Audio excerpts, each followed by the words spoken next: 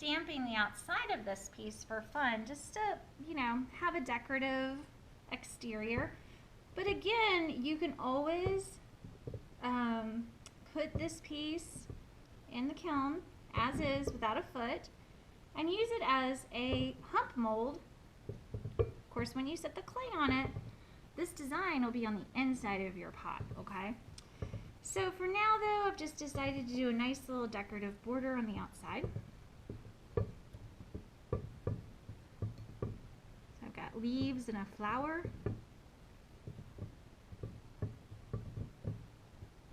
Okay. So there we go. Now, let's go ahead and talk about adding a foot, because this has a rounded bottom, so if you put it upside down, it's gonna rock, right? So it has to have a foot. So let's talk about a quail. Okay, so what you want to do is take your clay, kind of squeeze it into almost like a snake. Okay.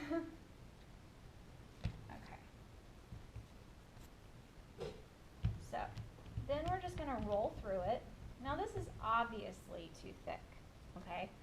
I mean, I guess you could make a pedestal foot, but I'm just going to go ahead and make a low foot. I'm not going to make a pedestal foot.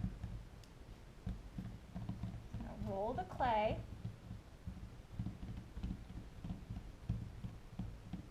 So it's starting to get flat on one side. So what you want to do is just pivot it and just kind of squish it down and then roll through. So once it starts to oval, if you get it on that point and push it down almost into a little square, you can roll through it and get it back to round. Okay, so the ends are usually a little thicker. I'm just going to cut those off.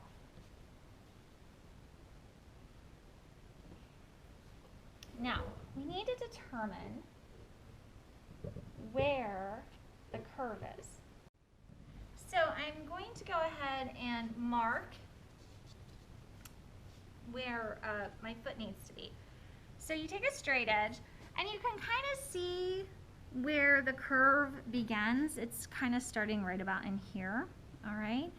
So what you need to do, this is an oval, so I created a pattern. I have an oval pattern here. And what I want to do is go ahead and maybe create a foot ring pattern. So I'm just going to cut the inside of this out. Okay, and then mark it. Just put it on there. Luckily the clay it'll stick to the clay.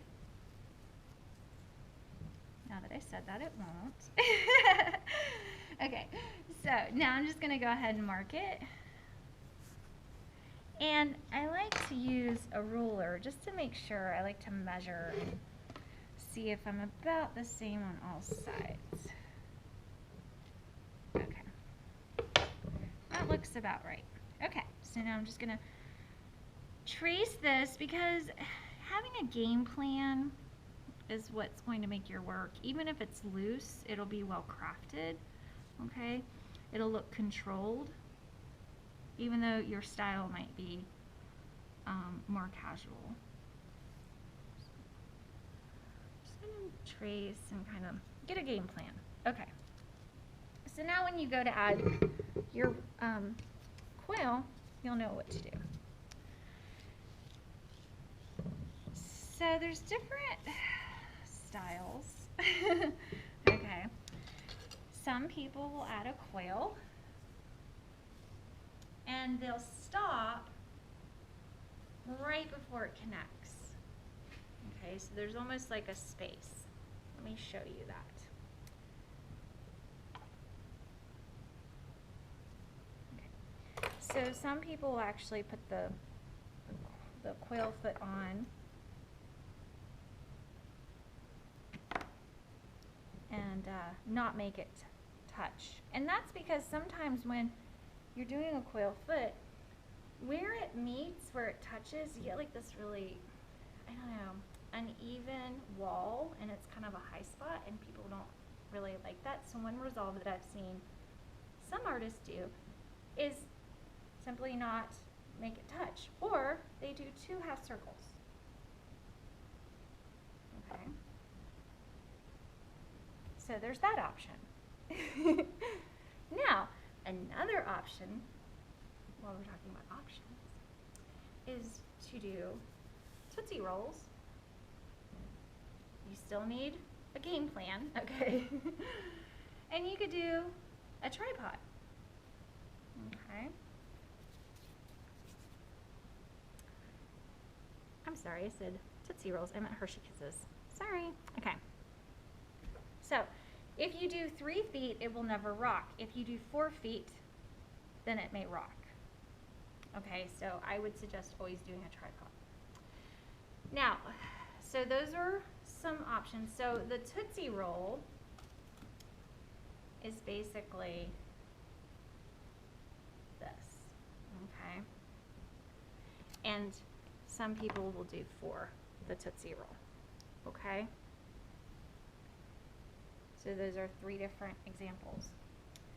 Now, let's talk about a coil. Let's go old school for just a minute, okay? So I'm just gonna add some water. And, okay, it doesn't look like it's going to be enough. So let me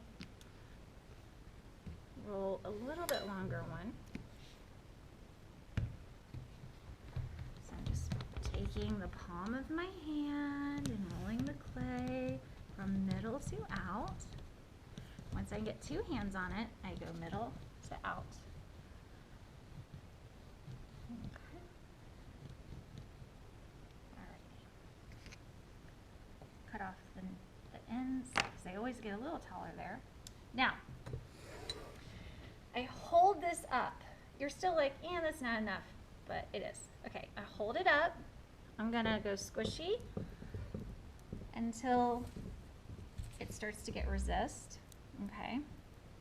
Now, as I push, the clay is growing. All right. You can actually see it.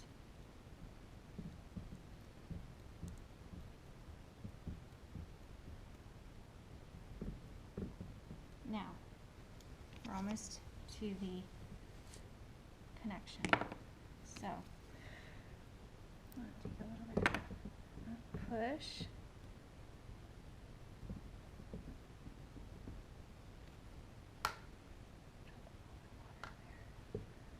Get them married together. Okay. Now, let's get back over it.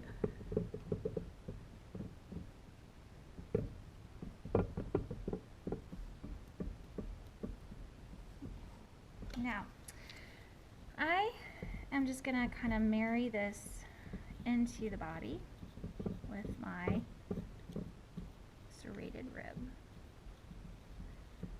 I think it's easier to marry it into the body and then go back and give it a line, because sometimes if you just go over the line you created with the coil, it's never really straight. It shows if there's any errors. So I'd rather scrape off those high spots first and then go back and give it a line, okay? And then on the inside, I'm gonna do the same thing. And you'll notice that I took a serrated rib and I cut it. It's kind of like my secret to successful ribbing in small spaces. Just cut your serrated rib. Okay, so that's nice and clean. If you want, at this point, you can even take your rasp blade and smooth that. Okay, now I'm going to smooth, and you can get different ribs. I have my yellow and my red one, so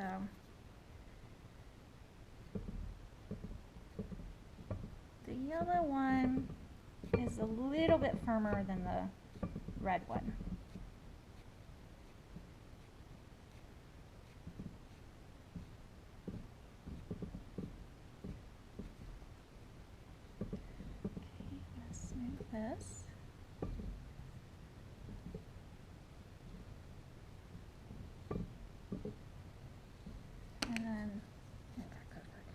if you start smoothing with a sponge, it's going to get saturated.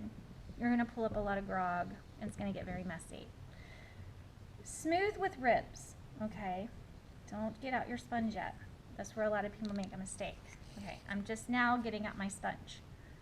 I'm just going to straddle this, and I'm almost pinching it as I let it roll through.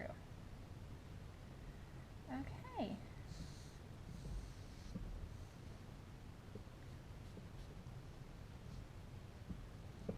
And once it dries, I can pop this off.